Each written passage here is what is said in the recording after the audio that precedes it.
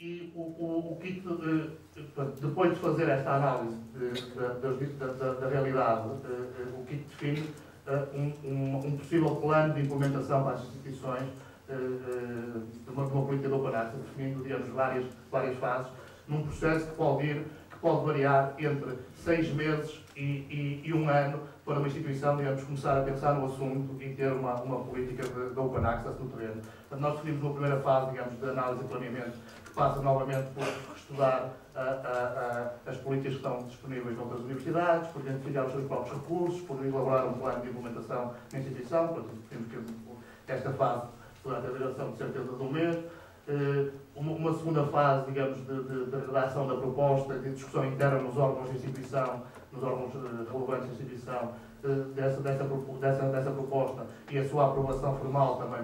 por quem deve ser aprovada no seio da instituição. Uma terceira fase de divulgação e sensibilização, que passa pela realização, sobretudo, de ações de sensibilização e divulgação da política, através dos mecanismos institucionais de comunicação, da realização de sessões de apresentação, de sessões de debate, etc., de press releases, de registro da política num conjunto de sites que neste momento existem para o registro das políticas da Open Access, etc. E uma quarta fase, digamos, de implementação e entrada em vigor, portanto, com a disponibilização de serviços aos autores de instituição para que se esclareçam, nomeadamente relativamente às questões de copyright, serviços de apoio ao depósito, etc. E a realização de ações de formação ou sensibilização sobre a questão do auto-arquivo. Já também só aqui num comentário, digamos, quase pessoal e lateral. Em termos internacionais, existe alguma correlação também entre os repositórios que têm maior, digamos, taxa de crescimento e os repositórios e as instituições que têm maior taxa, digamos, de progresso também, entre o facto de terem uma política de autoacesso e de haver uma parte substancial de auto-arquivo pelos próprios autores. Ou seja, os repositórios, isto não é universal, mas tendencialmente os repositórios que dependem exclusivamente de depósito mediado pelos bibliotecários têm taxas de crescimento mais lentas que os depósitos que conseguem ter o envolvimento dos investigadores, ou seja, quando é realizado o auto-arquivo pelos investigadores. E depois uma fase que é uma fase, digamos, contínua, a partir do momento em que existe a política, que é uma fase de acompanhamento, apoio e monitorização, nomeadamente através, por exemplo, dos relatórios anuais, verificar através dos relatórios anuais da produção científica quais são. A Universidade de Porto tem uma política, digamos, que é uma, digamos, de recomendação, não é? mas tem exatamente, já definiu estes mecanismos de monitorização anual, digamos, do output científico que vai para o repositório da Universidade. Neste momento, o repositório também, esta informação atual, é que consta no kit, não tem estes números, porque consta no kit, o kit foi elaborado em junho, portanto a consta do kit estava atualizada ao final do mês de junho, mas neste momento, portanto, existem cerca de 51 mandatos de instituições, portanto, universidades como um todo, 16 mandatos departamentais, 42 mandatos de instituições de financiamento, etc.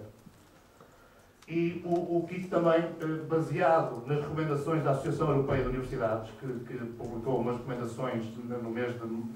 foram aprovadas pela Assembleia Geral da Associação Europeia de Universidades em março de 2008 em Barcelona, digamos, tem aqui um modelo em que, no mínimo, não é coisa que eu recomendo, que é, digamos, que era quase bastaria às universidades onde estão ali as chavetas, substituir por nomes, e estava a sua política definida. Obviamente não é isso que eu recomendo, mas o que se pretende exatamente é dar aqui algum modelo que as universidades depois podem adotar. Mas este modelo, exatamente, é um terceiro tipo de mandato, ou seja, mandato para depósito imediato, acesso opcional, com acesso diferido, e pronto, isto está baseado nas recomendações da Associação Europeia de Universidades. Eu não vou entrar aqui. Finalmente, uma última componente das FAQs, do kit, que são FAQs, ou seja, perguntas e respostas frequentes dos próprios membros da instituição, que podem ser adaptadas. Elas também são muito semelhantes às FAQs que já estão disponibilizadas no site do RECAP, mas podem ser facilmente disponibilizadas pelas instituições para os seus membros. A segunda parte do kit de políticas, como eu referi há pouco, é destinada às entidades financiadoras de ciência. E aqui também tem uma estrutura semelhante, aliás, há partes que são comuns, ainda com conteúdos ligeiramente diferentes, mas também tem uma pequena introdução ao Open Access, sendo que aqui o foco, a pergunta principal é porque é que o Open Access é importante para a ciência portuguesa, mas devemos dar uma pequena resposta a isso, e outra vez, como é que pode ser concretizado o Open Access, portanto, explicando as duas vias, através dos repositórios institucionais e das revistas de acesso livre, e quais são as vantagens, também respondendo a essa questão, quais são as vantagens para as entidades financiadoras. E aqui as vantagens, digamos, elas são relacionadas com as vantagens para as instituições, mas aqui é que quem financia a investigação científica, penso eu que deve estar interessado em obter o maior retorno possível do seu investimento. Retorno científico, retorno económico e retorno social. E isso só é possível,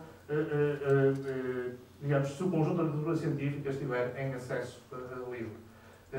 Só é possível nós garantirmos que o retorno do investimento na investigação, digamos, é o total possível, se eu puder garantir que todas as pessoas a quem aquela investigação pode interessar têm acesso e podem ler. Na maior parte dos casos, essas pessoas serão investigadores, serão outros cientistas a trabalhar no mesmo país, noutros países, mas, por exemplo, aqui, no caso de Portugal, onde a questão da inovação é uma questão central, aqui também estamos a falar, por exemplo, de algumas coisas em disponibilizar para as empresas portuguesas o acesso à literatura científica que provavelmente de outra forma não estaria disponível para que elas pudessem utilizar nos seus próprios ciclos de investigação e desenvolvimento e para poderem criar produtos e serviços mais inovadores. Portanto, há aqui uma dimensão também económica e social que também é importante e que é importante que quem financia a ciência garanta que de facto há o maior retorno possível científico, económico e social do seu investimento. E também a mesma questão há pouco para as instituições. Ou outra vantagem de ter uma política que requer que toda a investigação que seja financiada fique disponível em acesso livre é poder depois utilizar ferramentas e outras métricas, provavelmente até algumas métricas mais inovadoras, para poder monitorizar, avaliar os resultados da investigação. Portanto, e aqui, mais uma vez, estamos a falar não apenas do texto integral das publicações, mas também dos dados do uso das publicações, como, por exemplo, número de citações, número de downloads, etc. Quais são os requisitos para as instituições para as entidades que financiam a investigação científica para definir uma política de Open Access? Basicamente também os mesmos para as universidades. Só que aqui tem que existir repositórios para todos os investigadores que financiam. No caso português, essa condição está basicamente reunida. Ou seja, a maior parte das universidades e das outras instituições já têm repositórios próprios e desde o verão deste ano passou a existir uma coisa chamada repositório comum, que é o repositório de quem não tem repositório. E, portanto, ninguém pode dizer que não pode cumprir a obrigação de depositar um artigo num repositório científico porque na sua instituição não tem repositório. Tem, sim senhor, tem repositório comum para quem não tem outro. E, portanto, desse ponto de vista, em Portugal estão reunidas essas condições técnicas que são necessárias. Depois, é outra vez a mesma questão, é preciso vontade política, mais uma vez aqui, neste caso, não das instituições universitárias, mas das entidades de financiamento da ciência. Elaboramos também aqui, no kit, também, tal como para as instituições universitárias, também um plano de implementação de uma política de Open Access para as entidades financiadoras, também com mais ou menos um calendário semelhante e com fases semelhantes, ainda com ações diferentes, não é? As ações que estão naquela coluna do meio não são exatamente as mesmas das universidades, ou outras instituições que fazem investigação. Por exemplo, há aqui um aspecto, por exemplo, que no caso da União Europeia já foi feito no FP7, no piloto, nas 7 áreas que têm um mandato de Open Access, que é alterar as cláusulas relativas, digamos, dos grant agreements, dos contratos de financiamento, para incluírem uma cláusula que requeira o Open Access.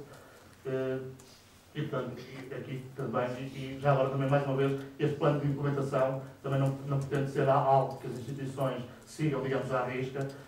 pretende apenas, digamos, indicar quais são as questões que devem ser, digamos, abordadas, consideradas e indicar, digamos, mais ou menos uma estrutura e um calendário para a sua realização. Eu não vou entrar aqui em detalhe, já sei do outro. E aqui também apresentamos um modelo recomendado de política para entidades de financiamento da ciência em Portugal. Este modelo é baseado, digamos, em 2 documentos fundamentais, e são 2 documentos europeus, felizmente, o que faz com que, se em Portugal as entidades que financiam ciência definirem uma política de acordo com este modelo, estão desde logo alinhadas com os modelos da União Europeia, e, portanto, esses modelos são a política do Open Access do European Research Council e a política do Open Access